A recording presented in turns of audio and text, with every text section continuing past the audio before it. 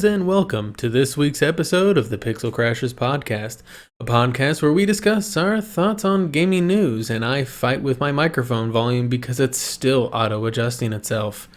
I am Angelus de Mortiel, joined once again by Kev the Gamer. They got another brother on here masturbating on stream, bro. His name was Kev the Gamer, and Deathstrat09. Oh. It's actually a pretty popular YouTuber. I think his name was DSP. I saw the channel up first. If he's Morty, you sent me the link to the Elder Scrolls thing that had a reference to it. Did I really? I didn't even catch that reference in there. Yeah, no, I sent. Well, the article is like right in the top right hand corner of that page you sent me with Elder Scrolls 6. Well, do keep in mind it may be satirical. Yes, that is. No, they have the guy. Like he was fapping before the live stream, and I don't know why he would record that. And he's like, "Oh, the camera was on." Almost feels like a publicity stunt or something. Who knows? Yeah, don't fap on camera for publicity. Unless you're a hot chick, then fap away. Yeah. Anyway, so Deathstrat09 is here. However, Major Stupidity's been replaced once again by Deadpool. To the point now where I'm starting to think that maybe we should make Deadpool a permanent fixture in our podcast. We should have made Captain America. Captain America. Or even a Sunbro. We should have put a Sunbro there because, Dark Souls. Hashtag Team Hello Kitty all the way. Hello Kitty for the win. That's Deadpool's team in the Civil War contest, according to Ryan Reynolds on Twitter. that sounds so Deadpool, though. That's the best part. There was actually a real exchange of tweets between Ryan Reynolds, Robert Downey Jr., and Chris Evans, where Ryan Reynolds said something about Team Iron Man. Chris Evans got butthurt, and Ryan Reynolds is like, "Oh, hashtag Team Cap," and then they're like, "Yeah, now you know the smart team." He's like, "I wouldn't trust me too much." Hashtag Team Hello Kitty. Hey, that's what you get whenever you're trying to woo Deadpool to your team. It's not going to go the way you want it to. Anyway, personification of Deadpool. Yeah. Ryan Reynolds he's on fire right now. Well, I mean, come on now. Let's throw it in. Marvel's great job at casting. I mean, you've got Wolverine. Well, I guess Sony did Hugh Jackman as Wolverine. Fox. Sorry, Fox did Hugh Jackman as Wolverine. And I guess they also did Deadpool. But whenever you look at it, you also have Robert Downey Jr. as Tony Stark was brilliant, and Chris Evans as Captain America was pretty damn good too. So they're doing good so far. Not nearly as they look superb compared to DC, who just can't figure out how to make their movies work right. It's unfortunate. But anyway, so video games and stuff. Kev. Who plays video games? Kev, what have you been playing this week? Homework. I played some Dark Souls yesterday, COD. I've been taste testing this week. Like, I tried Doom 3. I understand why people hate it now. I beat Max Payne. That's a great game. Yeah, mostly homework and taste testing in Dark Souls and next Call of Duty. Yeah, I've been doing some taste testing. I definitely agree with you there. But before I get to that, Travis, what have you been playing? I've still been rocking a whole bunch of Gungeon. That good, huh? It's not getting old for me. It's kind of like Isaac in that way. I just playing and keep getting better and keep finding new interesting guns and awesome synergy combinations and Ooh, a good game that I don't know why I didn't mention before. Walking Dead Michonne. I finished that off this week. Well, I got to beta test one game and then took advantage of a free weekend opportunity for an early access game. And just to reinforce why I don't ever buy into early access nonsense. So the beta game was for Elder Scrolls Legends, which unfortunately I can't post up any gameplay of because it's all under NDA. I realize that some people don't pay attention to any of that, but I like to Wait, respect developers. What is Elder Scrolls Legends? It's a TCG, so it's a trading card game. So it's Oh, it is like It's supposed to be Hearthstone. like, yeah, let's sit there and sort of Hearthstone. It's kind of like a like an Elder Scrolls version of Hearthstone. But I feel like when it comes out, it's going to be a much better version. There are some things that have already been let out in public, like for example, like if you're familiar with trading card games, this one adds in like this lane feature where you've got your side of the board and your enemy's side of the board, like any trading card game, Magic on up. But this one also adds in like two different lanes where if I put my card down in the left lane and the enemy has his guy down in the right lane, they can't attack each other.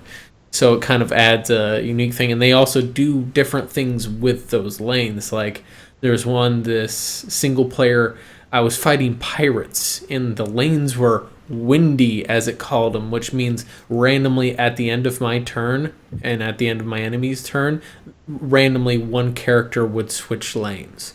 So it kind of added some variability, and the game has a lot of potential, and first of all, like they have the major thing that I really like about the game is that it seems to have a better kind of story premise behind it. It actually has a story mode for a card game, which for the most part is relatively weak in any game you get.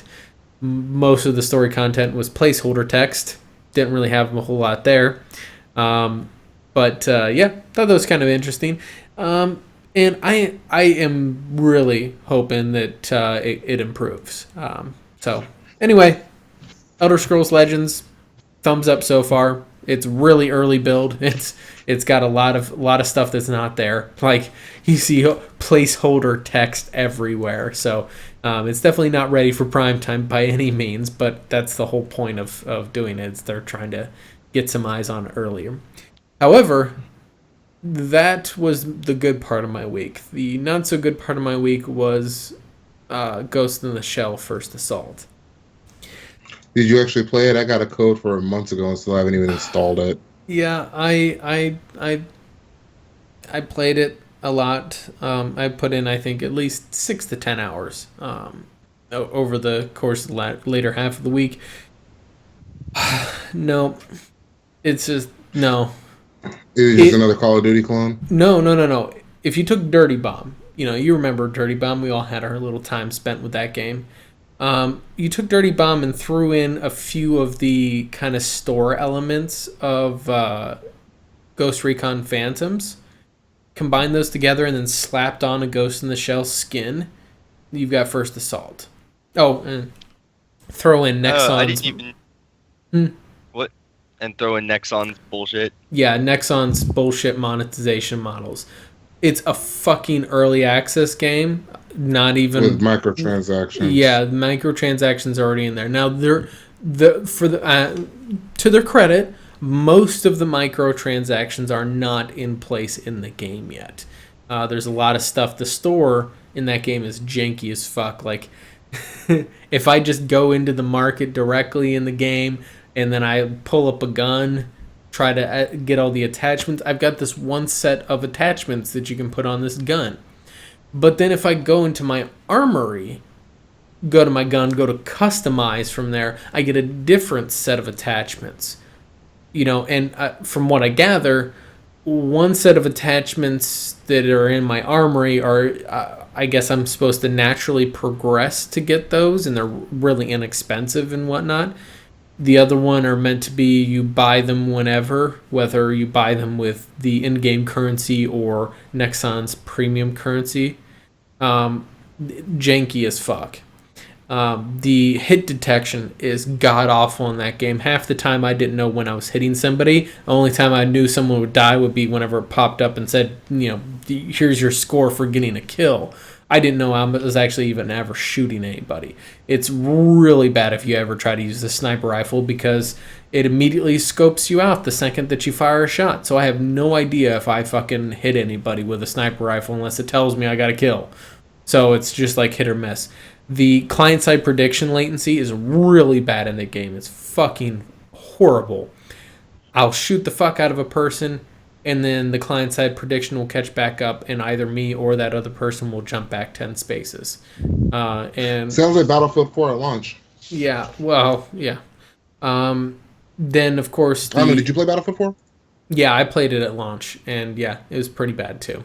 Except for it's not nearly as bad as this game. The second thing is they try to kind of do the hero battle thing, right? So like Dirty Bomb is a minor example of like the kind of hero shooters that are becoming a trend now, where essentially you have a selection of heroes that you use, kind of like a MOBA, that Like have Team different. Fortress. Yeah, like Team Fortress. Like I said, Dirty Bomb to the minor extent, that was more or less just roles. You know, you had a healer versus, or a medic versus, you know, the sniper or whatever. Team Fortress 2, Battleborn does it a little bit different, but Overwatch is another one. It seems like they're trying to do that in this game, but every class only gets one fucking power, and that power has such a long ass cooldown time. You maybe use it 2 to 3 times in a match. And so yeah, that's too slow. It kind of yeah. it kind of, when developers do this, it kind of annoys me because they take in, you know, instead of what the, you know, the subject matter, if you're using a pre-existing IP to create a game with, not like neglecting using that IP's resources while you're making the game and just using it as a skin for generally speaking, you know, quite disconnected game is a bad. Yeah, well, idea. let me talk about the other thing on here. You know, thinking about this, like, why wasn't this game third person, right? Like, I feel like the Ghost in the Shell aesthetic does not hold well to first person. I feel like third person would be a much better. It's not just Third that. person shooters a lot of the time are just better anyway. Well, it depends, some versus some. But no, here's my main thing is Ghost in the Shell, the anime series, the IP, for anybody who's a big fan of the series, it was a very politically driven, like it had a lot of politically charged statements they were making in there. It was very serious, very intellectual, very mature, right? It was kind of like your spy suspense type anime. It was not a blind action shit blowing up all over the place. A lot of people actually criticized Ghost in the Shell for being slow and boring because it was more of the, you know, whodunit mystery or spy espionage. Yeah, talking. Yeah. So when you just throw out a no story, like there is literally no fucking premise to this game. Why am I, as a Section 9 agent, fighting other Section 9 agents? I have no fucking clue. But whatever. There's no premise, no story, nothing of that sort in there. It's just that, hey, you guys are just going to fight. And it's like, God damn it, Nexon, you're fucking shit up. Like, you're just cash grabbing. They literally, like, half the gameplay feels like a cheap ripoff of Dirty Bomb. And then there's a few UI elements in the store and in the out-of-game UI and stuff that really feels like it was ripped off from Ghost Recon Phantoms. And when I mean ripped off, I mean straight fucking out ripped off. The downside to it is that the parts that were ripped off weren't even done well. Like, for example, Ghost Recon Phantoms, I praise that game. I am sad as hell that game never really went anywhere. It kind of died out even by the time I got to it. That game had a lot of basis in the shit that you added to guns. It definitely gave a heavy weight to how you would like how the game played with that gun. If I added a bipod to a gun, it definitely hurt my movement speed, my agility with it. If I was trying to be a run and gun type, like with a shotgun, I did not want to use a fucking bipod. Let's see.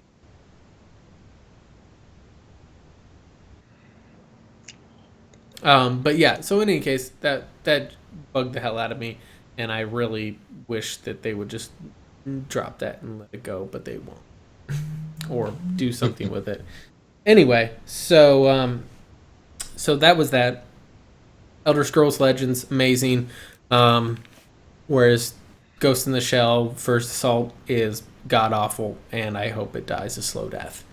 Moving on, though. But what do we think about Overwatch? That's the good one. I'm really as I talked about, Overwatch and Battleborn in two different areas, two different realms, separate games, separate genres to me. I love the fuck out of both of those, for two different reasons. I haven't even played Overwatch, but just watching it, like the amount of acute polish in Overwatch is, it's very interesting to see. Like, it's an extremely focused game. It's simple and it's streamlined, but extremely focused and polished. Extremely fun. And they managed to capture a lot of fun. They took what Team Fortress did and made it better.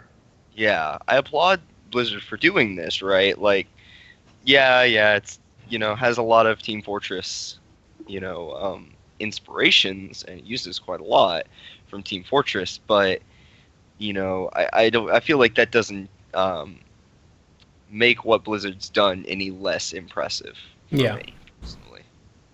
I can kind of agree with that. So there was something I noticed on there for your so there was something that I noticed on there, that there was another game that Nexon had put up a while back that was a shooter type game like Ghost in the Shell. I can't remember the name of it. What was it? Combat Arms or some such like that. In that game was incredibly bad. Like, incredibly bad. That was one of the games that introduced this obnoxious gun rental system that people wanted to, shoot small children. You guys still there? Yes. You guys getting quiet. You're reading stuff. I don't know. But I dearly hope that either they completely change everything about that game or something. In any case, though, let's go ahead and get moving on to our first story here. So we're not gonna talk bad about Joe going out technically with a girl. It's his sister, but technically it's a little girl. Just talk bad about him. It's a birthday, man. Come on now. Yeah, I just like giving Joe shit. It's like, dude, he didn't really do anything. It's his birthday. There's somebody's birthday. His sister's birthday. Doesn't matter. It's good. Anyway, so first story of the night, talking about fucking shit up, is Creative Assembly. So Creative Assembly, in their infinite wisdom, was releasing this really highly anticipated Total War Warhammer. I know I'm really highly anticipating this game. Anybody who's a fan of Warhammer or Warhammer 40K has been really anticipating this, and everybody was unifiedly pissed when they found out that they were offering a faction called the Chaos Dwarves, which is a very popular faction, offering them as a pre-order bonus. And you shouldn't do that. Everybody fucking hates pre-order bonuses. I'm tired of it. I'm really tired of pre-order bonuses. Yeah, everybody hates. Got old real quick. Well, it's not only that, you're locking down an entire faction behind a pre-order bonus. And people... talk about a slippery slope fallacy all you want, but I've seen it right in front of me. It went from small little, not important cosmetic items to entire factions and characters and storylines. Yeah. Well, the main thing is, and what we're going to kind of we'll tackle that kind of part first, is you have this unfortunate, I guess you could say this unfortunate balance that this lose-lose situation is. Either you do a pre-order bonus that has no real significant impact on the game itself, that it essentially, people are like, why bother pre-ordering? This bonus offers nothing good to me whatsoever, why bother? And then conversely, if you make it too good, you end up with shit like this, or the Mass Effect debacle, Mass Effect 3, with Javik being locked behind fucking pre-order. You know, that was a fucking travesty. And unfortunately enough, they did unlock him later on. But still, that was a... Oh, did they unlock him later? I pre-ordered, so I didn't know. Yeah. Well, that's because I got the collector's edition. There was the From the Ashes DLC was later released standalone, so... I thought you were meaning they just gave them out free for everyone. No. Why would they do that? So the thing is, now, what Creative Assembly has done in this case, since a lot of people were like, hey, pre-order bonuses are fucking bullshit, everybody hates that, why are you locking out everybody from getting Chaos Dwarves?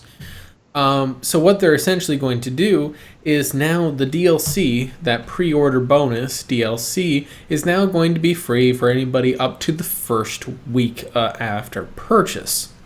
So it's kind of more of an early adopter bonus instead of a pre-order bonus. Still kind of bad. Yeah, now, to be honest, it's, in my opinion, where I kind of stand on it is, if they offered it free for the first week for early adopters, that gives them time to see some reviews, see how bad the game's going to be. But it gives you... assuming it's going to be bad. Yeah, because Creative Assembly's last couple of titles might have been bad at launch. They fixed them later, but they're bad at launch. But it gives people a chance to see if they really want to purchase it. And then after that, offer it as a DLC for like $5 or something. So that way people that haven't heard of the game can still later on get access to that faction. They're not completely blocked out of it. But what do you guys think? Is like a early access bonus or early adopter bonus like actually better than pre-order bonus, or is it still just as much bullshit? I feel like timed bonuses are... I still find them absolutely silly, but timed bonuses are, like, as long as the content is going to be available to me in the future, and preferably not like a year into the future. And this is where I get why I get nervous about even saying that would be okay, because I know that developers are going to start taking it to the extreme and be like, oh, it's a limited time, reward. Everybody else gets it 2 years from release. How about it's bullshit because it's bullshit? Just give me the whole damn game. Yeah, like there is the argument of, it's day one DLC. Let's be honest, it is content that they have cut out of the fucking game in order to offer it as some kind of special advantage to people who perform a certain action in a certain time. So in that regard, I can heartily agree that it is bullshit. I mean, but I do kind of feel for them because you don't want them to get into the I'm just with the guys like, I'll just wait for it to be $10 on a Steam sale. Mm-hmm. They're trying to kind of get around that too. Yeah, well, because obviously, if the big way that a lot of this publisher or a lot of the developers are judged by their publishers, in this case Sega, and Sega is notoriously not the best publisher out there. Is Sega really in a position to judge anyone? I'm still salty about them shutting down the Chromehound servers. Yeah, but the point is, I'm still salty about the Dreamcast. The thing is, though, is that with them selling a new game, a lot of their judgment on the success of the game is not longevity of sales. It's actually the upfront sales. They usually grade them out first, like pre-order, first week, first 90 days, first 6 months. And then after that, they don't really fucking care about it anymore. Unless the only time they care about it after the 6 month mark is how are they planning future content development from that point on. So essentially it's now 181 days. It's just past the 6 month mark. Should we all take a vacation, or should we continue to fix bugs and patch shit? Well, we still have solid sales. We have a solid number of people playing the game. Let's continue development. Oh, this game crashed and burned and died and nobody's playing it? Why fucking bother? Let's go on vacation. That's usually what point they look at the 6 month mark. Dragon Age Inquisition, 6-month mark, that game had died. So, well, not at the 6-month mark. It had largely died before then. So they had more or less planned their exit strategy. They had previously. Well, they had already gone on vacation. That's part of how it died off. Mm-hmm. Yeah, they. But the thing is, though, is that they had planned out a big long stint of more than a year of updates. At the 6-month mark, the sales were poor, so they said, "Fuck it." So Travis, that's what happens whenever you make a shit game. Yeah, I mean that is true. But Travis, so if now the scenario here, pose it as a scenario. If this piece of DLC, this day one DLC that they have in the game that they're offering as pre-order bonus and a first week bonus, if they offered it to you after that week, if you purchased it later, would you buy it for $1 or something like, or $5 if available to you? Despite if I enjoyed the game, yes, I would begrudgingly do so. If I enjoyed the game enough, and that's hard to do, honestly. Mm-hmm. I'm just not a huge fan of how DLC is being done. I don't like small piecemeal pieces of small pieces of content being cut out here and there and then sold back to me at a premium. If you're gonna give me DLC, give me an overhaul, give me an expansion. Well, I mean, not all games do that, right? Like, and there's there was actually a debate I was having recently. I'll get to you in just a second, Kev. A debate I had recently where someone was more or less saying most games do that. And I was like, no, here's a list of some of the top AAA games. Of those, all of them did have DLC. Less than, I think it was, probably about a quarter of them had microtransactions, and only one of them, Evolve, had what could be considered a predatory DLC model, right? Most games don't have bad DLC models. Yeah, most games don't. And people, unfortunately, and we've kind of gotten into the debate on this, and unfortunately, Joe was another major proponent against this, so I'll kind of throw his opinion out there so everybody weighs in. Well, Joe doesn't like DLC in general. He doesn't like the DLC, yeah. I'm of the opinion of, hey, yes, I understand they're trying to get more money. Yes, they could make stuff cheaper, so they're not spending as much when they're making the games. That would help out a lot.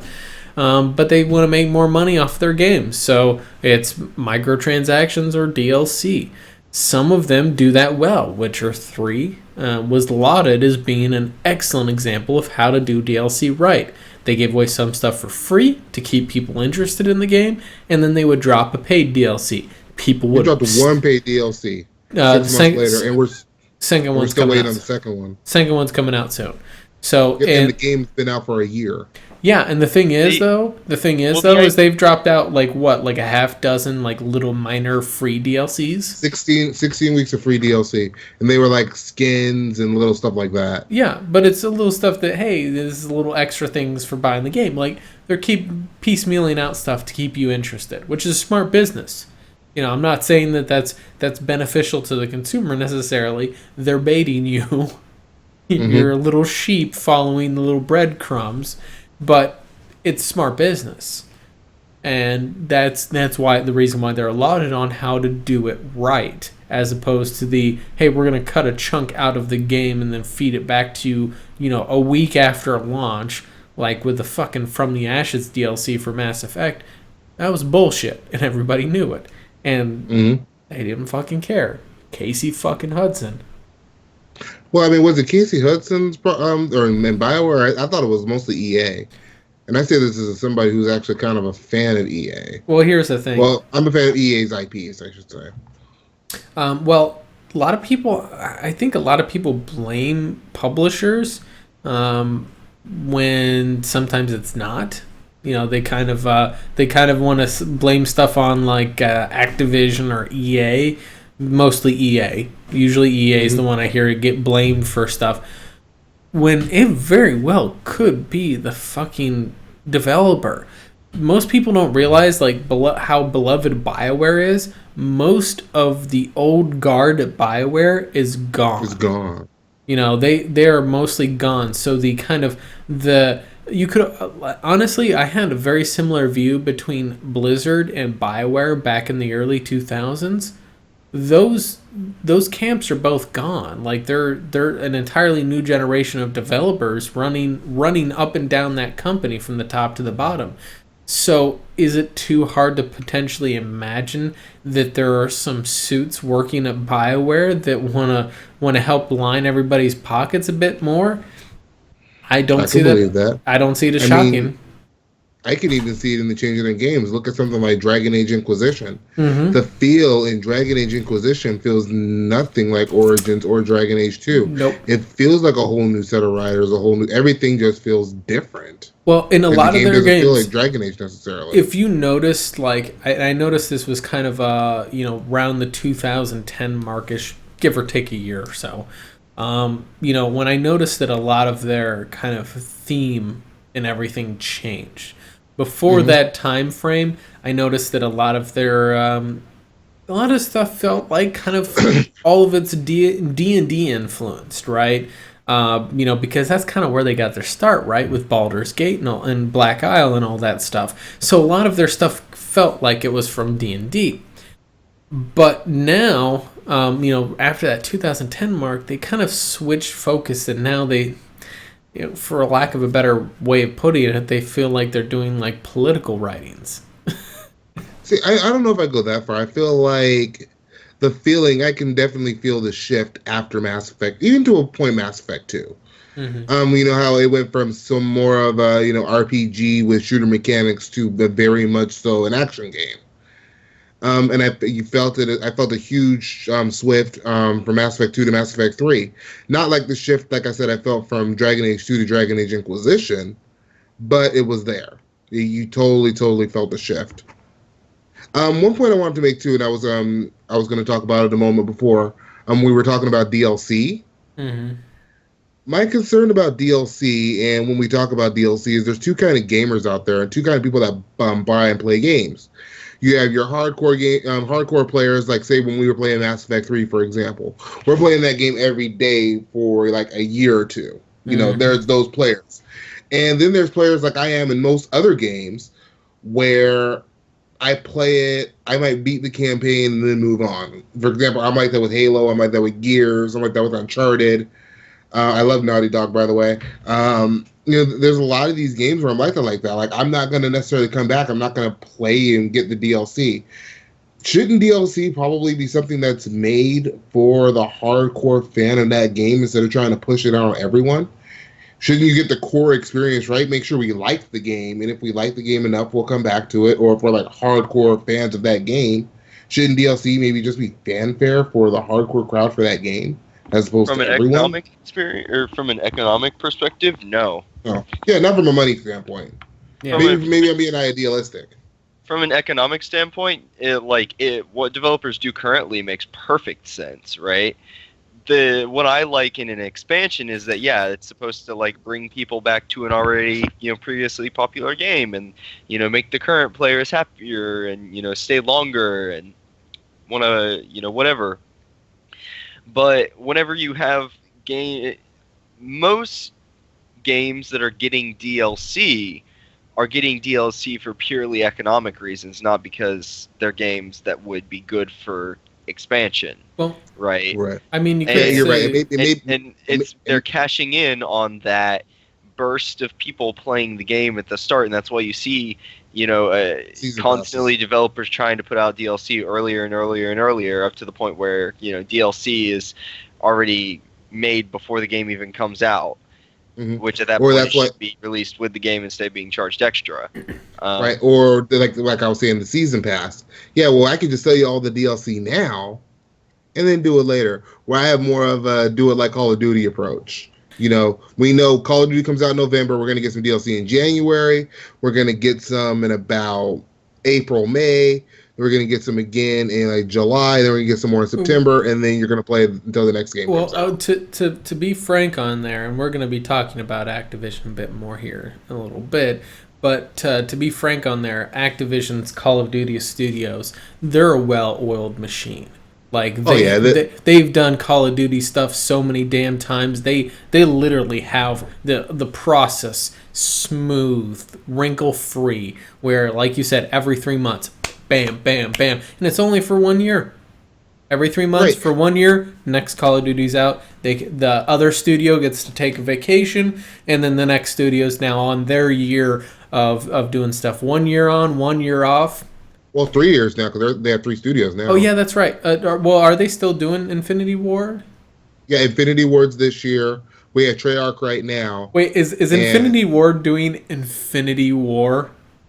Yeah, Infinite Warfare. Infinite Warfare. Infinite War. Like, I think it's the nameology there is kind of funny. Infinity I do War, too. Infinite War. And then when I look at it, and when I look at the cover art, I just think Advanced Warfare.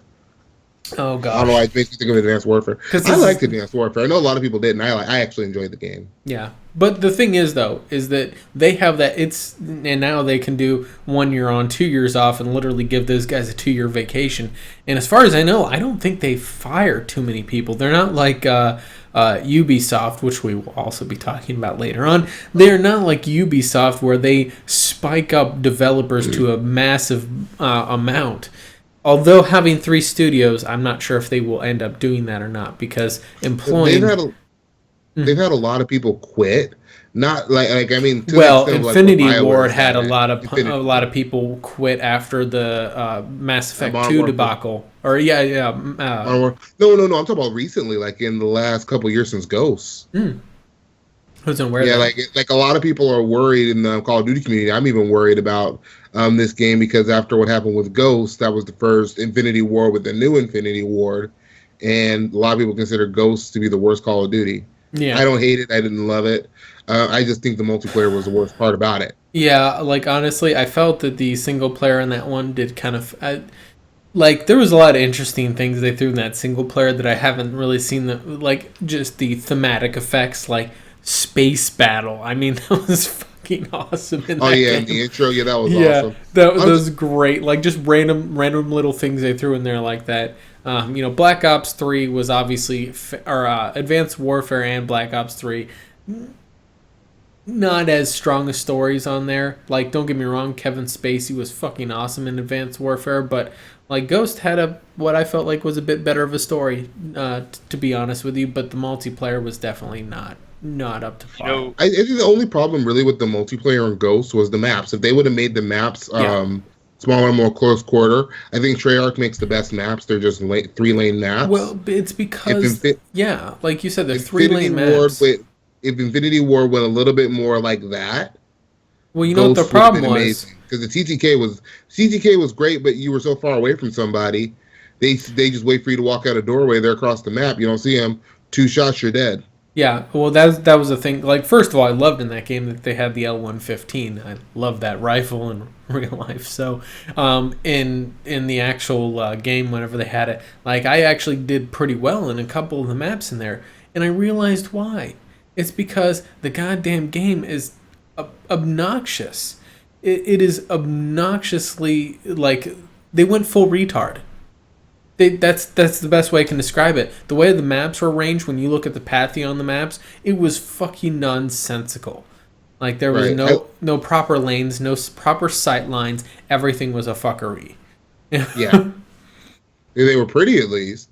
But yeah, there was no real flow, as a way to put it. Shout out to Legend of Thunder, one of my favorite COD YouTubers. Yeah. That's what he even said that on there. Like, the problem with Call of Duty Ghosts, and I totally agree with him, the maps just don't flow right. Yeah. As opposed to you look at something like the Black Ops series. Oh yeah. They flow really well. I really like the maps in Advanced Warfare. Well, no, I mean Modern Warfare 3 had great flow to the maps too. Like, I love, like, there was but the perks kind of killed Modern Warfare 3 to my understanding.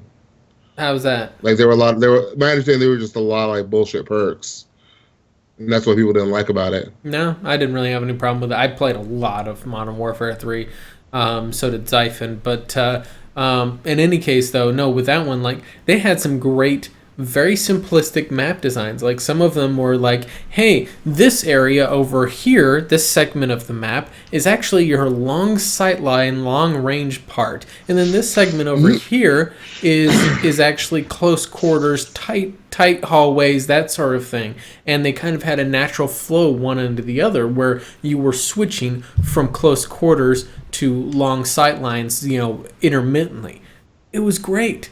It's like, why couldn't you fucking do that in Ghost? No, we have to do the shit like that Stonehenge map. That was the old rundown. Stonehenge was terrible. It was so the only fucking map bad. I really liked in Ghost was Strike Zone. Yeah. The one with the little hot dog stand. Yep. That map was great. That was the only one. Like I said, Stonehenge, God, it made me want to bash my head. The DLC maps were all pretty decent too. The I DLC maps weren't bad. I quit. I had bought the season pass with the game before I knew better. But yeah, the DLC maps weren't bad. Mm-hmm. There were actually quite a few good DLC maps. And I'm glad I kind of bought the season pass though, because I loved Extinction. Yeah. The co-op mode they had and the aliens, that was actually really good. I hope they bring that back. So then, I wish they would have continued on with the Ghost theme and just made the maps smaller. Yeah. Game would have been fine with smaller maps.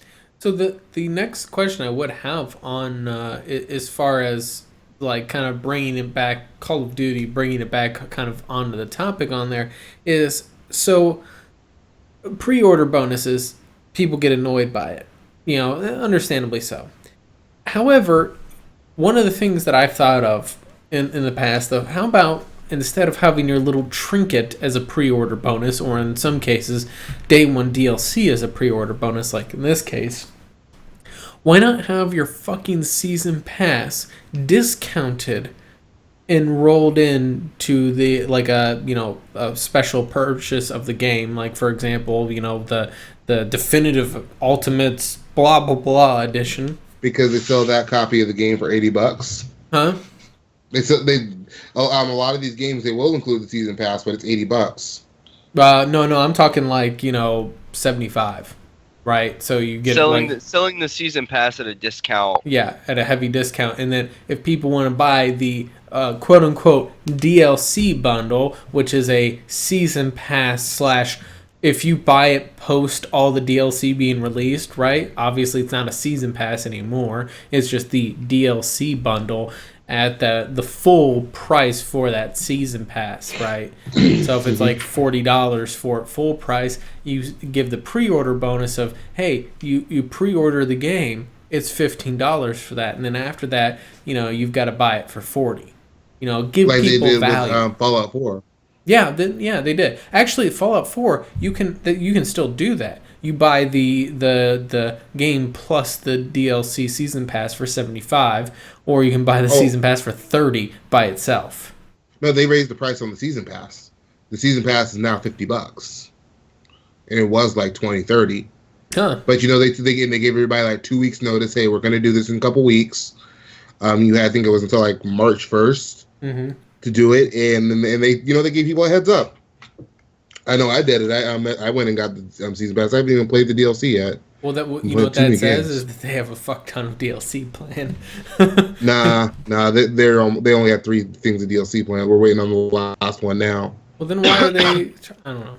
Anyway, that's going off on another direction on there.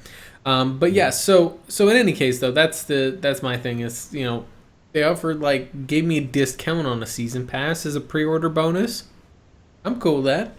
That encourages me to pre-order a fucking game, where I normally otherwise wouldn't. Now, I would only pre-order a game if there was some kind of fucking return policy, because if your game is shit, I'm going to be refunding the living fuck out of it. You better believe it.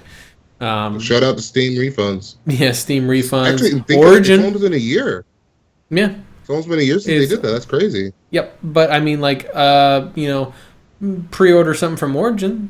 Origin's always had a good return policy on that too. Most other things. They have 2 weeks. Yeah.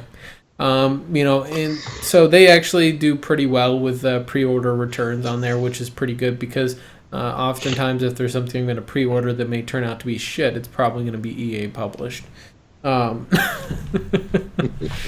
Or it may be from Ubisoft. So let's go ahead and tie that right into our next story, which is about Ubisoft. So Ubisoft is butthurt recently because Vivendi Universal is potentially positioning itself to take over Ubisoft. They purchased a shit ton of shares in Ubisoft, doubling their actual market stake in the company recently. Ubisoft not fucking happy about it at all. But my question is, now to backstory on there, Vivendi Universal previously owned Activision Blizzard. And then Activision Blizzard, Vivendi was the big push behind the whole yearly iterative release of Call of Duty that's now one of the biggest marketing powerhouses in the world. And then once that got rolling, Activision Blizzard bought themselves back from Vivendi. So they were like, yeah, we got all the money now, so we don't need you guys anymore. But my question is, would Vivendi purchasing Ubisoft actually be a good thing? Maybe. Right now, my beef with Ubisoft is the polish on their games. Like, I don't really care who owns Ubisoft at this point. They just need to polish the damn games. Like, I'm realizing it more and more, I think, since I upgraded my monitor. I tried to play Far Cry Primal at 1440p. I can play pretty much almost every game I own at 1440p at high settings, medium settings. No. I tried to play Far Cry Primal and I had to crank it down to low. I was like, what kind of optimization is this? Assassin's Creed Syndicate, Assassin's Creed Unity, Far Cry 4, all are fucking shit optimized. Right, like we disagreed about Syndicate, and I haven't even tried Syndicate at the higher resolution. Because it's like they try to push the hardware to the max. And I think about it more and more, developers just don't optimize these games in general these days, for the most part. No, some developers are better at it than others. Yeah, there are some that do it, and there are some that don't. My initial complaint on there is, come on, take the extra fucking time, polish the game out. If Digital Extremes can make a game that looks like Warframe, that runs smooth, I mean, even on fucking consoles, you're getting 60 frames per second consistently on consoles because they take the fucking time and polish the shit out of their game. They really get into making it run as smooth as possible. There's other guys that make Warframe? Yeah. That's Digital Extremes with Warframe. Now, there's other problems with Warframe aside from that, but the game is optimized excellently. One of the ways that they optimize their game, they have a fucking 10-year-old dinosaur computer PC in their fucking studio that they use as a tester. And, I mean, if it runs on that tester, it'll run on whatever your fucking rig is. That's a great idea. Why don't any other fucking developers have a 10-year-old goddamn computer running Windows XP, and a 10-year-old graphics card, 10-year-old CPU, it's about to die, it's on its last legs, and it can still run your game. Ubisoft, you should probably take some notes. Ubisoft isn't going to do that because Ubisoft are graphics wars. Yeah. When you think about everything that Ubisoft talks about, even when, I don't know if you remember a year or two ago, especially more console circles, did the discussion about frame rate versus resolution and what's more important, should console games this generation be 30 or 60 frames? One of the devs from Ubisoft flat out said that 60 frames isn't worth it. No. And I think that goes to say a lot about maybe the mindset of the company, because everything is optimized, at least on PC and on console, to run at 30 frames, period. On PC, you're just going to get extra graphics. Yeah. Well, I kind of feel like that's that's something that's going to be changing here in the near future. I'm kind of noticing some trends in development that are kind of steering away from that. But we'll also be discussing... Hopefully Microsoft takes note, too, because they kind of feel like they're going on the same path. Yeah. But no, like, one of the things that really kind of cracks me up is Vivendi, like... Short story is I actually, had met somebody from Vivendi back in 99, I think, something like that, at some conference for something else. I don't even remember what it was for at this point. I just remember I got a free copy of some, kind of a real-time strategy game called Zeus Master of Olympus, and I fucking love the shit out of that game. And that was made by Vivendi Games, way back way back a long time ago. And then I lost the game, and then actually found it. Like, it took some finding to find that fucking game. Repurchased it, and actually had it later on in the early 2000s. In any case, though, so whenever I found out Vivendi owned Activision, that was kind of some of my early interest in playing. I can't remember what game it was. It was an early Activision title that I don't remember the name of right now, and it doesn't really matter. But the point is that when I was following them for a while, and then whenever I heard about the merger with Activision Blizzard and all that, and I was like, wow, this is like going to be the Superman of game publishers. And then they started doing the Call of Duty thing. And I was like, well, that's what happens whenever you get a super powerful company, is that they try to find every way they can to spend less money and make more of it. And to be frankly honest, they did a damn good job. Like I said, Call of Duty fucking won the day. And it gave Blizzard and Activision enough buying power to actually buy themselves out from under Vivendi. Which apparently there was some social reason why they didn't like the way that Vivendi was doing things. Which was mostly the whole iterative yearly release of games that Vivendi pushed them to do. And sure as hell, they're still fucking doing the yearly iterative releases, and they've been bought out from under Vivendi for like 6 years now, something like that. Well, I think that might be actual fan base. The fan base expects that. The fan base, I mean, your hardcore Call of Duty fan, they don't know who owns the company. They don't know who's pushing for yearly releases. They just know that, hey, every year I get a new Call of Duty game. I buy the season pass. It's like, and essentially, like, if that's like the only game you buy, it's just 3 months of getting something new from Call of Duty. It's like Madden, you know. Mm-hmm. You know. Well, Madden's a whole different. Well, no, I'm saying Call of Duty is kind of like your Madden of shooters, right? You get it every year. You know, like you get at this point. I really think they should just start calling them, you know, Call of Duty 2K16, and no, they need another one because the different studios. I don't know. They can just do 2K16, 2K17. Well, it's funny because actually the community, until it gets titled, just refer to it like it's Call of Duty 2016. Mm-hmm. Until we see what's going to come out. Yeah. Yeah. I like the individual naming convention. You know, especially when they do them in series like Modern Warfare, Black Ops. I don't know what they're going to do. Sledgehammer's going to do next year. I'm not sure because I don't think they're going to come out with Advanced Warfare 2. I don't see that happening. Why not? The community strongly believes that Advanced Warfare and Ghosts are the two worst Call of Duty games.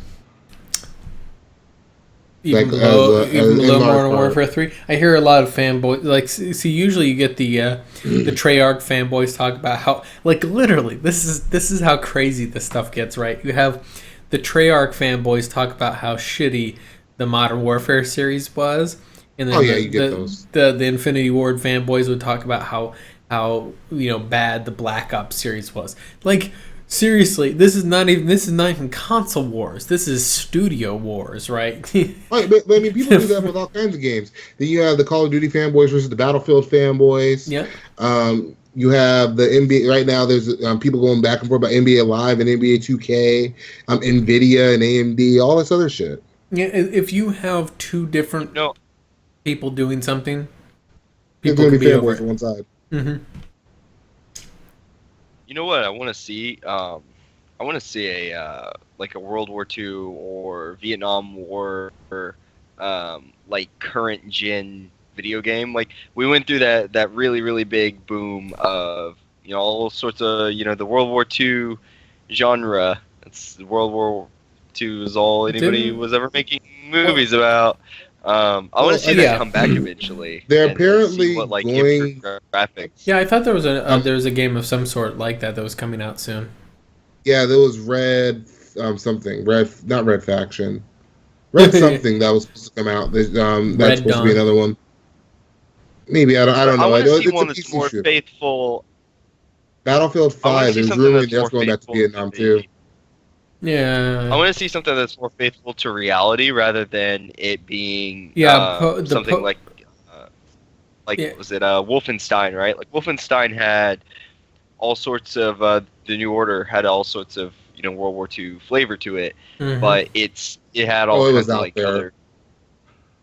Wolfenstein: The New Order was so out there, though. Yeah, Is he well, slowing down really bad for you? huh?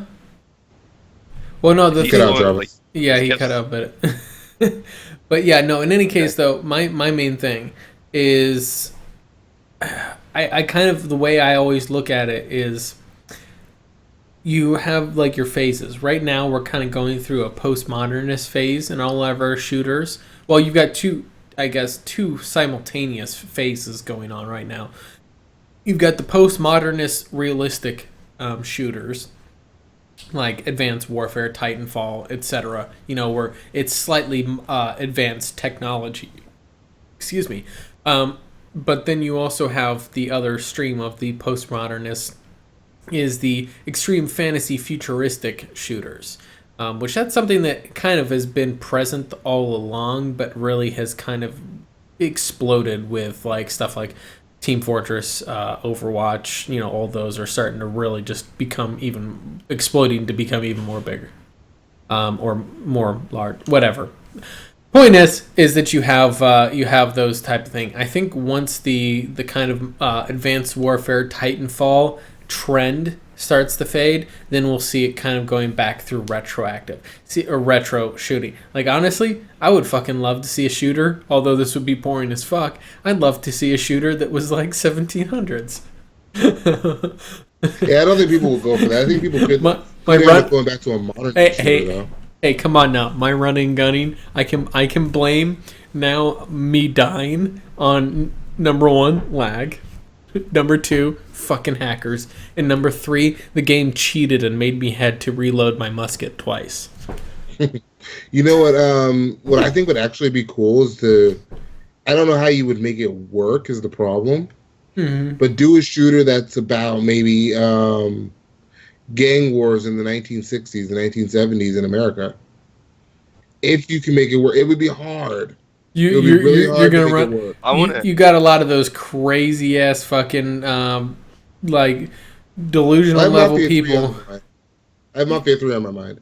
Yeah, If you can find a way to make like a multiplayer in that kind of scenario, yeah, it's tough. It's that is really, tough. really tough. Like I said, But if you could do it, I think it'd be cool. You have the Gestapo.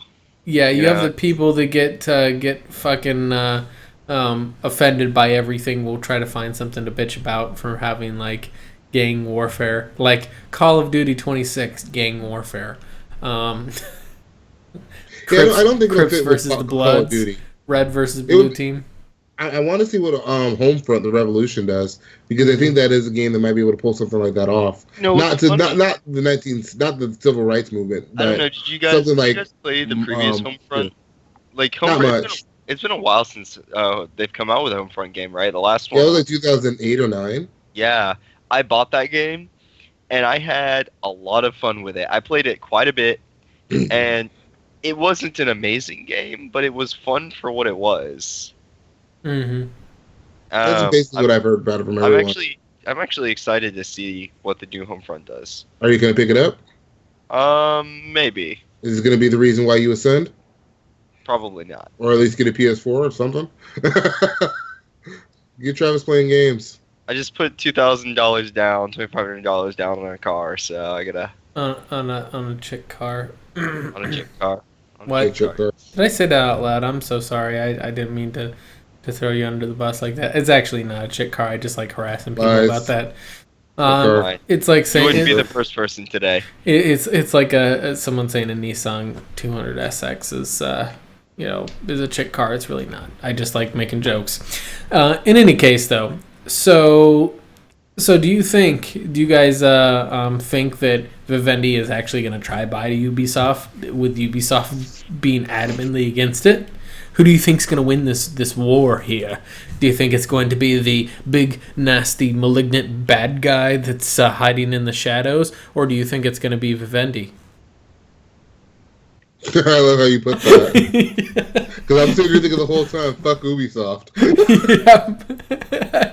I'm sitting here like, okay, Ubisoft versus Konami. Who's really the worst? At least Ubisoft makes better games. They run like shit, but they're pretty. And they're actually decent games. Yeah. Guess So- depends on what they. I think Ubisoft tends to have the odd fluke every once in a while where they make something really good, and Oh, see, I can't think of the last Ubisoft game that I played that was actually bad. It just ran like Well, shit. no, they're not bad. I should say that, like, despite even for like Assassin's Creed. Now, granted, I did not like what the fuck's his face from Assassin's Creed 3. Personal preference. I thought his character was like a fucking piece of cardboard. But otherwise, for being an iterative release, Assassin's Creed has had a decent storyline for like being a yearly fucking release. They've actually done pretty well at putting together a story. Now, granted, I will grant you for most of the games, they've been pretty much what felt like a lot of the same missions. Like follow this person, spy on what they're doing, listen in on their conversation, go here, kill this person, go here, not kill this person. This chick's actually a dude. This dude's actually a chick. Blackbeard shoots some people, and you run into some other famous people as well. That's pretty much been all of your Assassin's Creed games. I don't. Aside from that, they're still actually pretty fun games. And Far Cry is a similar kind of situation. Is they haven't now those ones are not iterative releases. They're not releasing a Far Cry every year. Well, I think they just released 4. I think they're going to. Yeah, they released Far Cry 4 in 2015, and then they just released Primal a couple months ago on the end of February. Yeah, so they might start doing Far Cry in the first half of the year, and then Assassin's Creed in the second half or something. Who knows? But I feel like Far Cry, it does Far Cry such injustice to do it as a yearly. I think it does Assassin's Creed injustice to do it yearly. Yeah, like I said, some games don't do yearly iterative. Assassin's Creed went downhill so fast, though. They're already far past the point of no return. I think you can still save Far Cry, though. I agree. Because Far Cry isn't exactly like a cohesive thing. Right, every Far Cry is different. Well, every Assassin's Creed is different, and then they try to bring in that modern bullshit.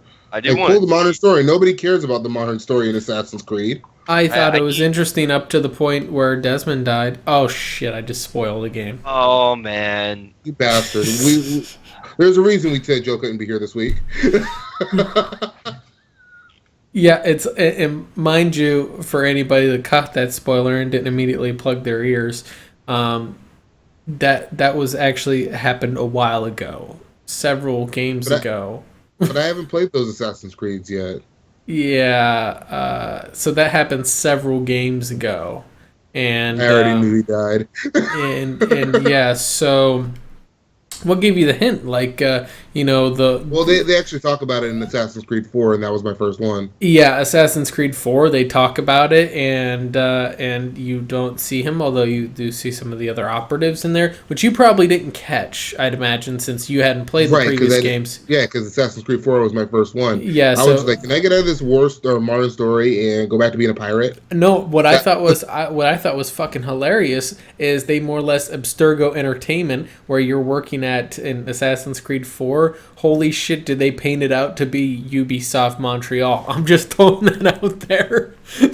They're trying to paint them. It wasn't Ubisoft Montreal. I'm confused. They're trying to fucking paint themselves as the ultimate bad guys of the world. I'm just like that part. I mean, they don't have to do much. I can't get over that. The meta joke in there is too much for me. Like it's fucking hilarious.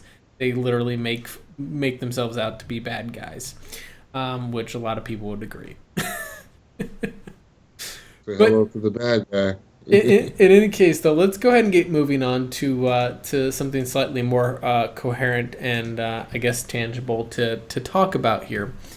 And that would be this kind of trend that's going on, and we have now a PlayStation example of it.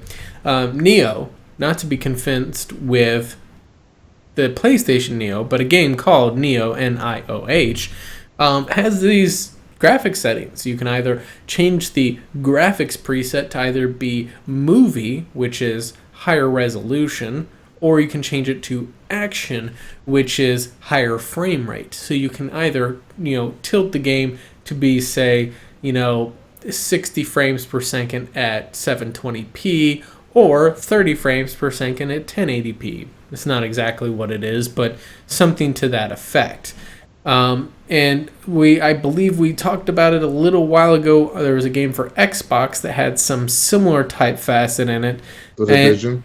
Yeah, that's right, Division. Yep. Yeah, on both consoles. Yep, and so as we're kind of seeing another game on there, is so we're seeing more on there. This one was clearer than Divisions. This was literally one of two choices. A lot of complaints people have on the consoles is they don't want to deal with all the complex settings that the PCs have to deal with. So my question to you guys is the simplistic two choices, either frames per second or resolution. Do you guys think that's kind of the route that console games should go, and if giving people more options on their graphic settings? No. I don't know. I'm like, consoles are about simplicity. Yeah. And it's kind of the same way I feel kind of about upgradable consoles, where it's a cool idea, but it takes away from the simplicity of consoles. Well, that's what I'm asking. That's what I'm saying. That's kind of where I'm at. Is like, at what point do we stop? Do we take away from that standardized, simplistic idea of a console, and do we start, really bringing in the aspects of a PC? Well, where PC players are constantly, okay, what frame rate do I want? What resolution do I want? What am I want game to look like? Run like all that shit. That's what I was saying, is that as opposed to a lot of console players don't kind of criticize the complex setting, fine-tuned graphic settings that PC games have.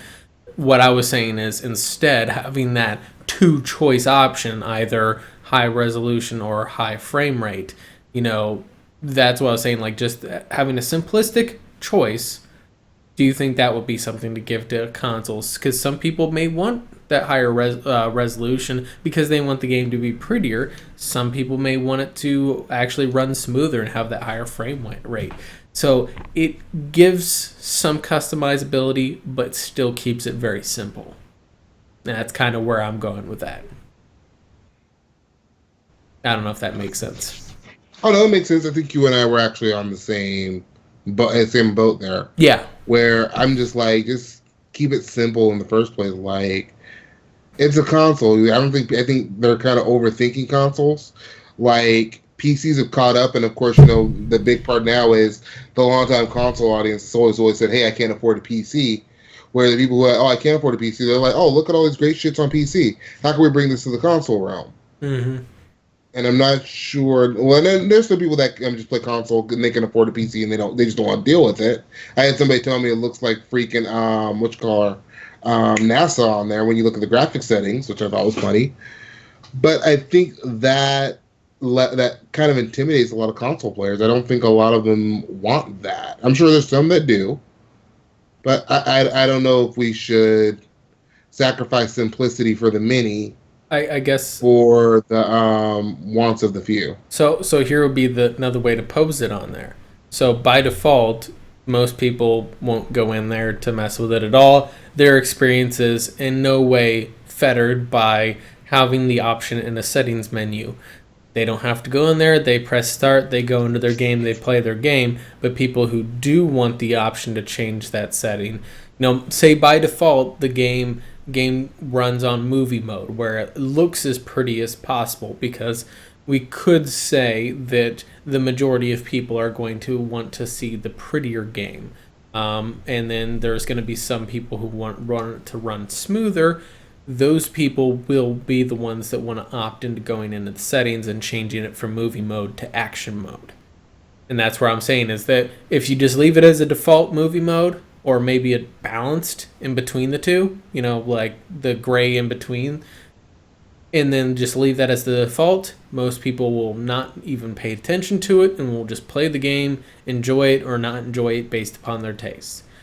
Then the people who want to really fine tune and get more out of their experience will go in and change those settings. That's the way I kind of look at it. Is I don't see it as hurting the experience of the player by having an optional menu option, or like an option in the menu. That doesn't seem to really affect the people who don't care about it. I hear what you're saying. You're saying it's better to have the option for those who want it than to not have it for those who don't give a shit. Yeah. Like, people who don't give a shit, they're not going to give a shit. They're not going to notice it anyway. So it doesn't really affect their experience at all. I think, and this is kind of like where I was getting at too, there's something to be said about standardization of consoles that makes them kind of awesome, kind of cool. Now, I'm not sure if this is very much of a big deal for single player games, but what happens when we get this option in, say, multiplayer? Or you have guys in CSGO where, because they say it's easier to see people, are they going to start turning down their settings to get that competitive advantage because there's less pretties going on and the pixels are bigger so you can shoot people? Like, that's, people are literally doing that in CSGO, turning the game to this lowest resolution and possible settings because they feel like it gives them a competitive advantage because the pixels are bigger on screen. You know what? That they can do that. It doesn't give them any better advantage. If anything, it actually hurts. But they are more than welcome to do that. And that's on PC though. On consoles,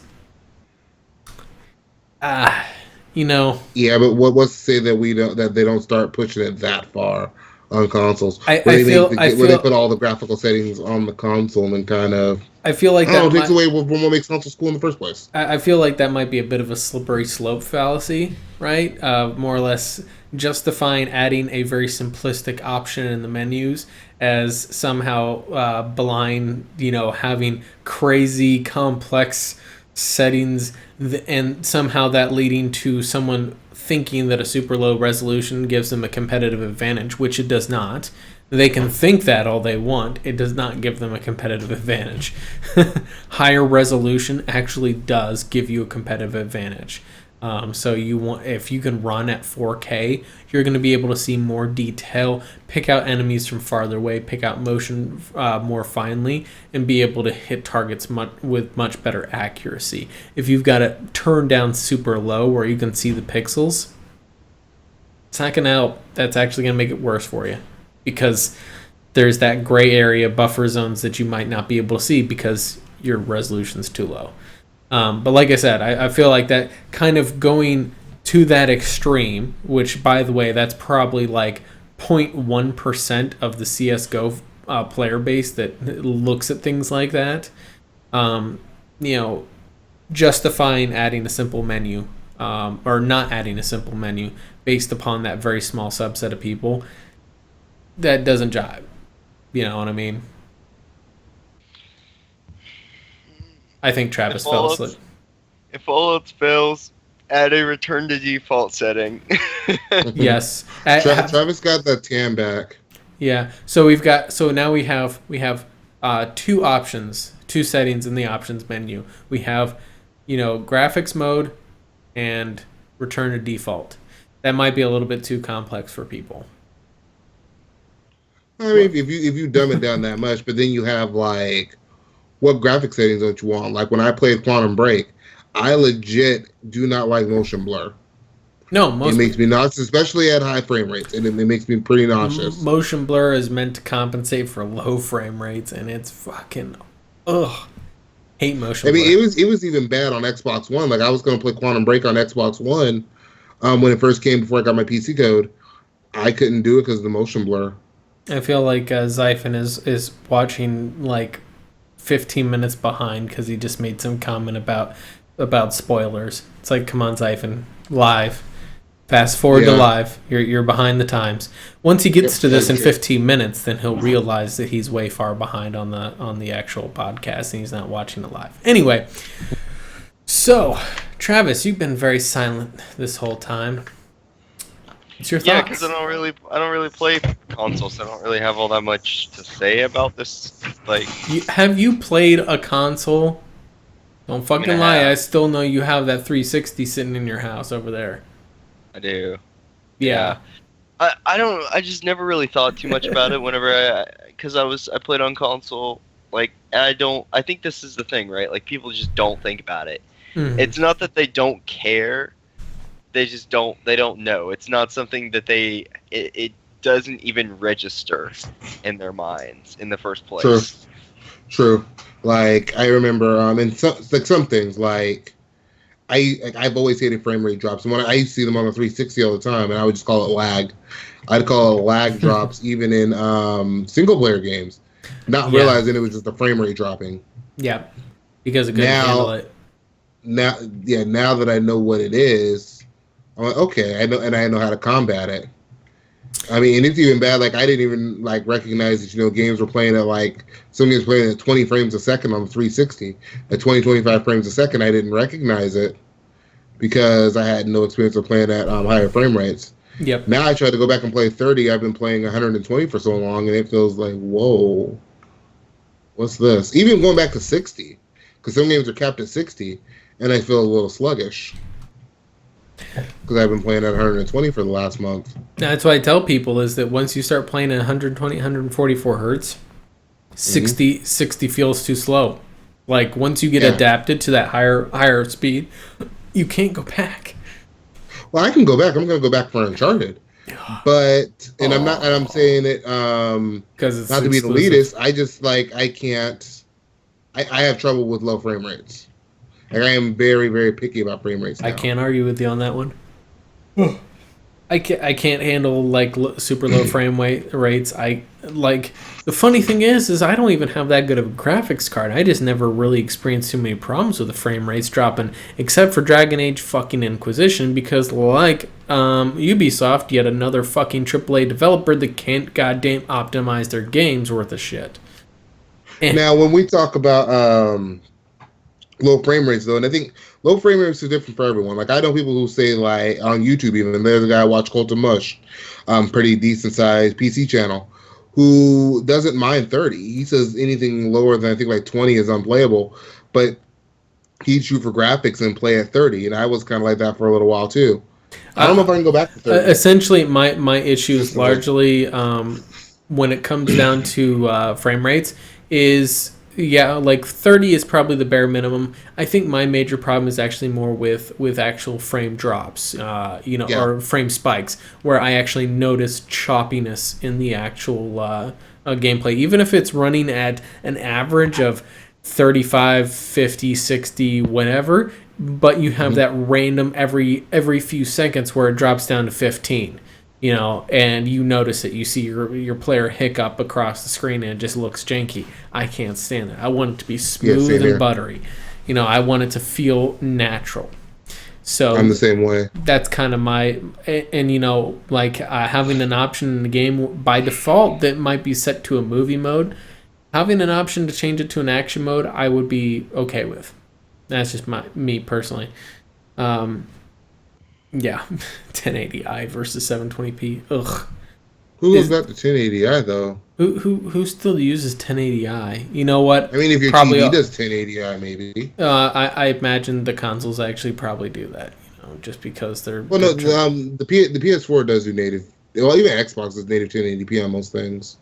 Most things. It technically has the capability to do 1080p, but graphical horsepower can't always run it fully at that. In any case, though, as I'm yawning like crazy, apparently this story. I think it's time to go to the evergreen topic. Yeah, the evergreen topic. Which, yes, I know not everybody will have a lot to say about because we're not big into this realm of things. But International Tabletop Day was yesterday. Which was actually I guess a pretty big deal. I didn't pay much attention to it because I'm not very big into tabletop games, although technically we've all pretty much played tabletop games, even if it was Monopoly or one of those games. Back in the day, it doesn't have to be like your D&D or anything like that.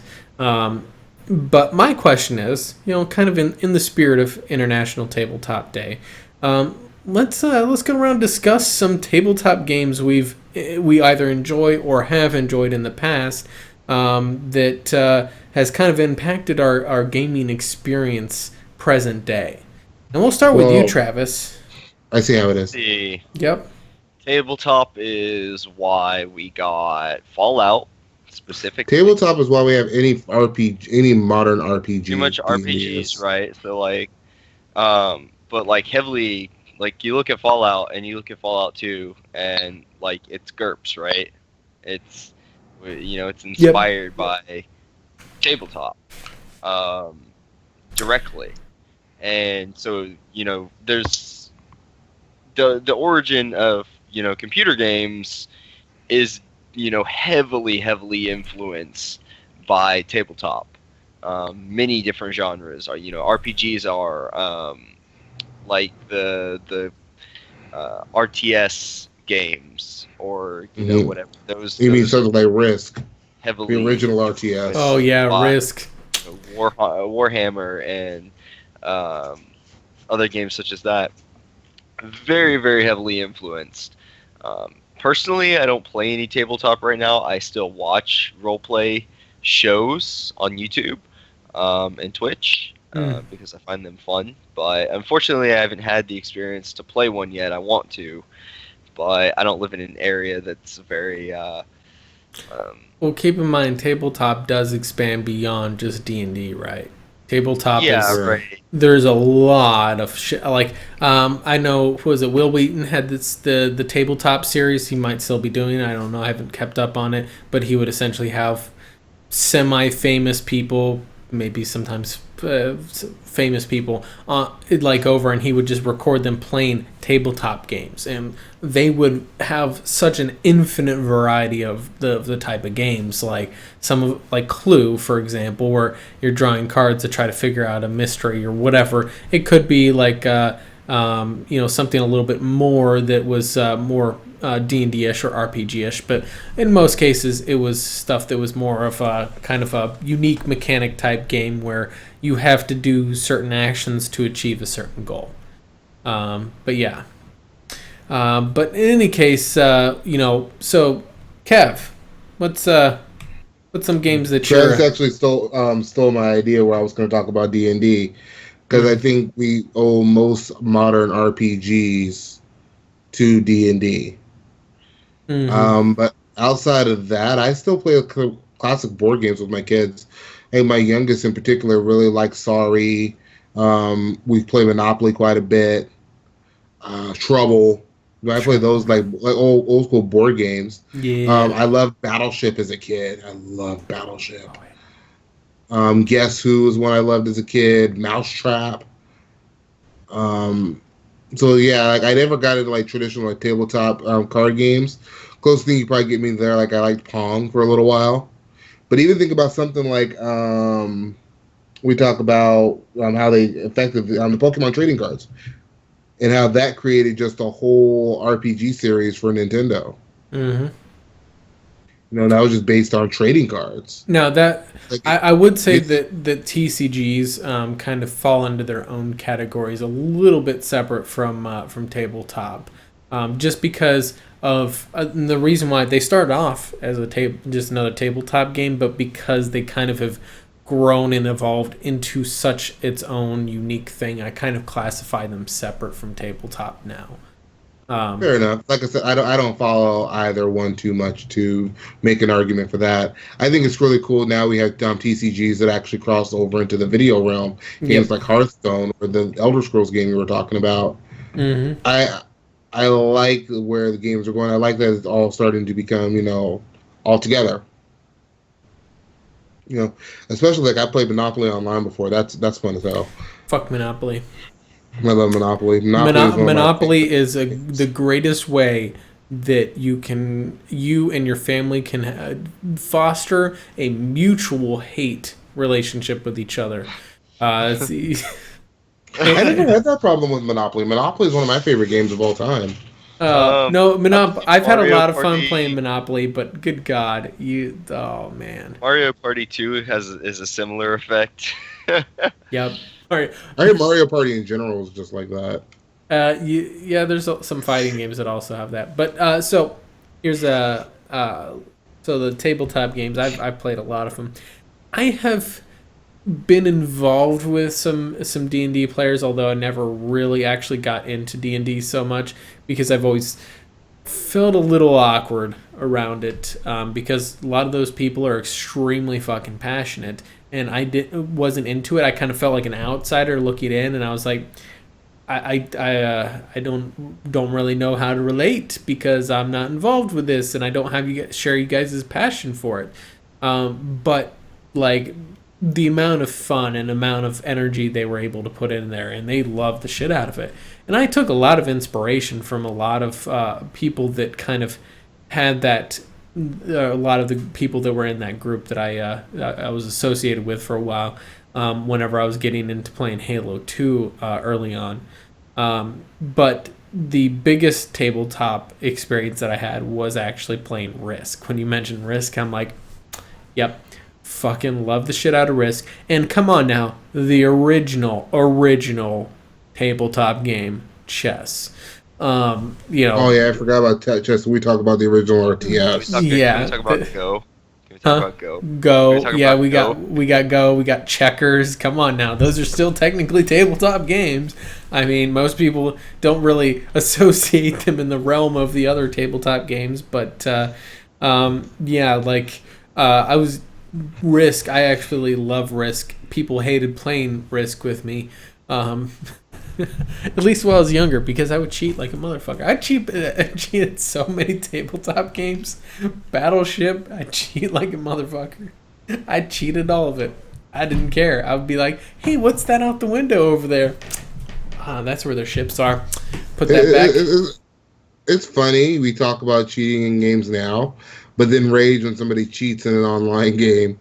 Yeah. But aren't these online games the equivalent of our tabletop games we played as kids? Kids are growing up now playing Battlefield, Call of Duty, and CSGO.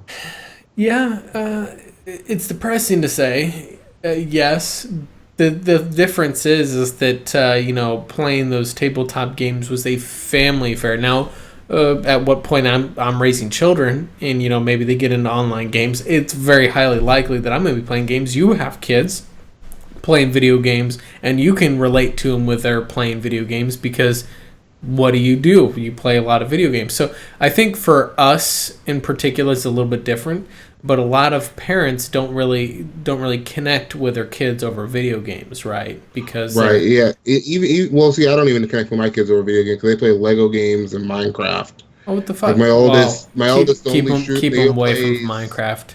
Keep them the fuck away. They love Minecraft. No, I'm saying Minecraft has one of the highest rates of sexual offenders playing Minecraft. Oh yeah, no, they play it offline in creative mode. Oh, okay. Yeah. And they're not allowed to use the headset online. I might let my eldest start because he's about to start middle school. I might let him start playing with his friends from school on the headset. Yeah, that's maybe. Yeah, maybe he can do party chat. Like he does. Like we'll let him do it with like his cousins. He has a couple cousins that are his age. We'll let him play in a party chat on Xbox with them. That's about it. Yeah, but they. I see a lot like where we played board games with the family. Like sometimes you had a family night that you would actually get down and play board games with your family or something to that effect. Yeah, like that's one of the things about board games. Or you get into the D&D stuff, or you get into some of the other board games that are their social aspects. Like East Texas Alex was talking about E3 on Twitch. Well, E3, one of the things that happens a lot at E3 is people will actually get together in the hotel rooms and play tabletop games together. while we're talking about getting together, what about something like Land Syndicate that just happened? Yeah. I was so mad because I'm like, that was like an hour away from me. I just had to work. Yeah, no. Man, I wanted to go to Land Syndicate. But that stuff actually happens quite frequently, is that they'll get together. It's a personal social experience. Whereas online still has that disconnect. And because of that disconnect, you run into the fucking trolls. I have not once, ever, in my time of seeing or experiencing tabletop games from any way, ran into an asshole that was being an asshole because he didn't have to suffer the repercussions for it because he's anonymous. I've seen that happens online. Yeah, like what happens online. I've seen a lot of people, like, say, playing D&D where they're playing like a troll character. Like they're gonna backstab their team, and their team doesn't know about it, and they've told me about it because I'm the outside guy. I'm like the confidant to these guys and their secret machinations, which that's something else that always fascinated me. Is I got all the dirt on everybody, all their little characters and their role play, because I was the neutral guy. I wasn't involved in any of that, so they could come and tell me all the stuff about them. they had those trolls in the game, but it was in the spirit of role playing. They were playing a trolly character in the game. They weren't genuinely an asshole. Speaking of role playing, isn't it interesting that Game of Thrones, they essentially made a TV show out of D&D? Wait, which one now?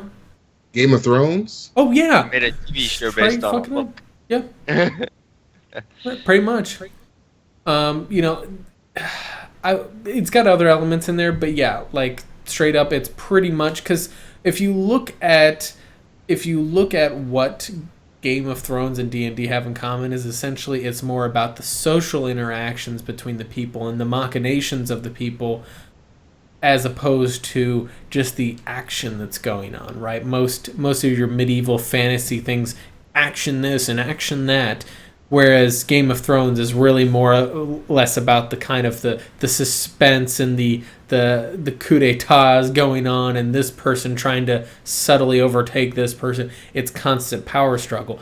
That's a lot of what D&D was about. It's more about the like subtle storytelling to it, as opposed to the let's fight these people. But yeah, so that was the big thing on that I actually have liked about the RPG element of tabletops. Strategy, every genre that I've experienced except for shooters.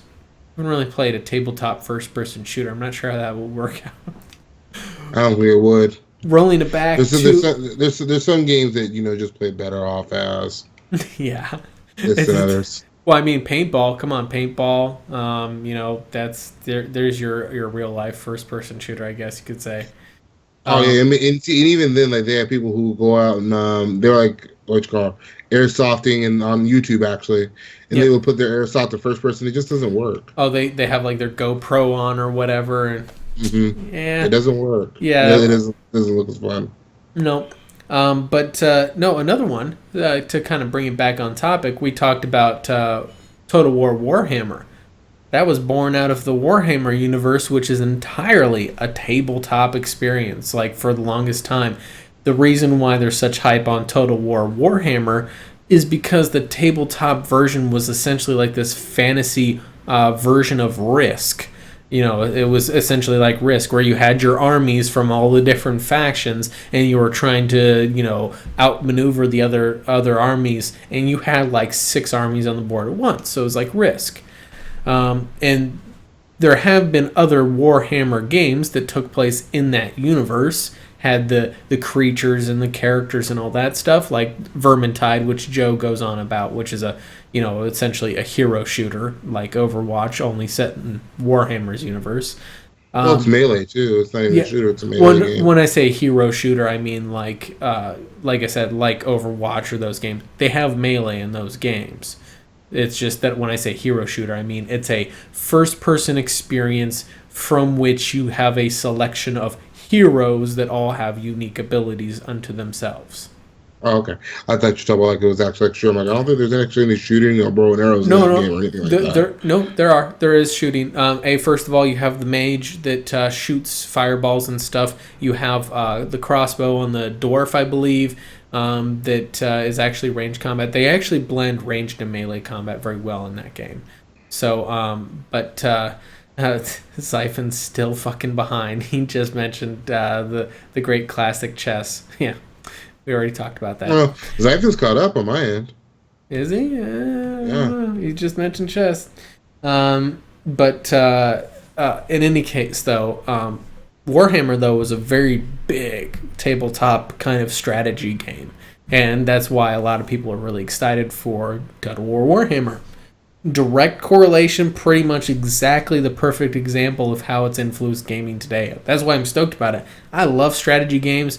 I start off by... Oh, okay, you just missed it. But I'd start off just playing like Risk-type strategy games, and that kind of spurred my love for the Total War series or other RTS-type titles like that. So that's kind of my view on it here. But Travis, any other tabletop games you want to mention on there? I was pretty hot at Candyland back in the day. Yeah. Chutes and Ladders? No, I was never a Chutes and Ladders player. Mostly Candyland. What about what's the other one I'm thinking of? Oh, Guess Who?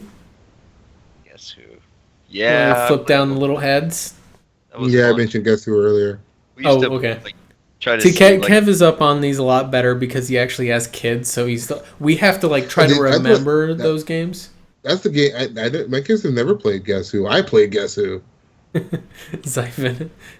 Apparently my niece likes Candyland too, Travis. So you're in some yeah, bonus points there, apparently. awesome. Man, me and my 7-year-old play Candyland constantly. What I don't, I you know Oh, what? I'll still play Candyland. I don't care. But why Candyland's not? But fun. why not Shoots and Ladders? Yes. What's up with that? Oh, Huh? he likes Shoots and Ladders too, but Candyland was more our game. Was Sorry the one with the little popper dice that were in the like little bubble? That's trouble. Trouble. That's trouble. That's it. Which We I like think that one I think too. Sean Stone mentioned that before. That one I also liked because well, you had the little popper thing. Sorry was the one with the cards. You flip the card Yeah. over, you go that many numbers forward, and if you land on their space, sorry, send them back to start. So let's start with the game. How about the game that started the hashtag FML, the game of life, which by the end of it you usually were saying "fuck my life" at the end of it. Oh shit, he said VHS play along games. I actually remember this. I don't think I've ever had one, but I do remember them. Distinctly remember I know them. of them. I know of them. Yeah, I'm not sure if we actually had them. Zyphon might be able to remember better. I don't know, but I don't remember actually having them. If we did, I don't think we played them a whole lot because by that time we probably had better things to do with our time than those cheesy VHS things. Although Command and Conquer, the original Command and Conquers from back in the day, felt like a VHS play along because they had the cheesy acting in them. But anyway, so let's go ahead and get moving on to our final thoughts here, since we're only 7 minutes over. Kev, or no, Travis. Travis, I like Travis better. He gets to go first. Final thoughts. Final thoughts. Let you on. I don't know. I've just been playing a bunch of Gungeon. That's it. Hopefully I can move on to a new game soon. I don't know. I'm having a lot of fun with this game. It's surprisingly self-aware. So, yep, go play Gungeon. Get good. Get good, scrubs. Yep. We'll need to find him a new game here pretty soon. It's gonna be sad. Well, the problem is we need him to ascend. He doesn't have enough good games. He always has the money, but then he buys cars and guns. Yeah, I noticed Things that. It's like that. every time he seems to have enough money to get a new PC. Well, there's something else. Actually, that's pretty much the way my life is too. It's usually like whenever I'm like, man, I got this big chunk of cash saved up. I'm gonna go buy me something like some video game, something or another, and it's like, oh yeah, adult life. Fuck. See, my problem is like I'll take care of adult life anyway. Like I just take care of adult life payday to payday. So if I get an extra chunk of cash, like let me buy a monitor, let me buy a graphics card, let me do something fun, and I save it for those occasions because I'm always taking care of adult life. Then there's grown up Christmas, So aka tax returns. real quick, throw a shout out to Sean Stone on their countdown to Battlefield 5. Fuck Battlefield 5. Countdown to Civil War. 4 days. I'm ready for Battlefield. I'm 4 ready for days. Battlefield 5. I'm ready for Battlefield 5 reveal. So The Call of Duty reveal is supposed to be tomorrow. for me, it's all about that Civil War coming out in 4 days. It's gonna be a big thing. If it came out on a Sunday, I'd be flipping you guys off and going to see that instead of being on this podcast, because Marvel actually knows how to make good movies. And then after that, end of the month, it's gonna be all about the Total War Warhammer. And while we're giving shout outs too, shout out to Sean Fox at PlayStation News Now. He had me on his podcast earlier today with the Gamer Couch. And also shout out to Broken Games HD too, because he's had me now twice on the Weapon Wheel podcast. And I've had a great time on both podcasts. Nice. While we're giving out shout outs. Yeah, they're fun places to be around. Fun people to be around talking games with people who actually love games. That's what I love about this podcast. We can get Travis to play more games. Yeah, if Travis will play more games. Sure enough. Morty too. Kev, go ahead and while you're giving the shout outs, go ahead and finish up your final thoughts on everything else. My final thoughts, I'm ready for the reveal for Battlefield, Call of Duty. I'm ready for Uncharted and Doom to come out, and Overwatch, which after I played there's so many good games closed beta. Yeah, there's too many damn good games coming out. Anybody ready for please backlog season. Yep. Backlog season. Oh yeah, the backlog season is coming. Backlog season starts about Father's Day, ends around my birthday in September. I'm ready for it. Yep. I'm also shout out to almost graduating. I graduate and I'm excited for it. I walk June the 10th. I'm very excited to be done with school. And then all of the debt comes in. Yeah, I'll have some student loan debt, but I'll also be working I'm already working in a new career that I'm having a blast in. So there goes that. I have to buckle down and finish up finals, basically. So yeah, that's where I'm at. Of course, check out my channel too, Kev the Gamer. For those of you that wonder why my videos have slowed down, that's why they've slowed down, is I've been working and going to school and all of that, balancing with homework and everything. It's been tough. And of course I have a wife and kids. So YouTube kind of had to, play second fiddle, so to speak. That happens. Yeah, that happens. Yep. All right, folks, as you know, I'm Angelus de Mortiel, the guy that hosts this show, who, as I said at the beginning, has to constantly fight with his mic volume so he's not talking too loudly into your ears. Otherwise, it sounds like a jarbled mess. In any case, the normal jazz and all that stuff, we're live here every Sunday night at 7 p.m. here on my channel, both on Twitch and on YouTube, and then it's also video on demand on YouTube shortly thereafter, where you can see us live on face cams. If you want to see us with some just listen to us while you watch some gameplay, head over to Kev's channel. There will be a link down in the description below here, and as always, of course, there is also the Discord chat that we have. Our Discord server is also linked down there in the description, and that's a place where wherever we want to hang out, talk about games, play games together. It's a voice and or text chat service, so it's actually something like in my opinion, a better version of Skype or any of those other guys. In any case, final thoughts on random shout outs and stuff. I don't really have any, actually. I shouted out to Sean Stone on telling him that I didn't care about Battlefield 5, so that's about all I got. I'm really bad at those, apparently.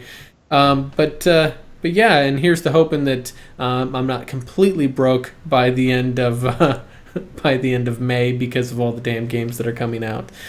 Yay! Yeah. But in any case, we're going to go ahead and sign off here for the night, folks, and we will catch you all next week on the Pixel Crashers podcast.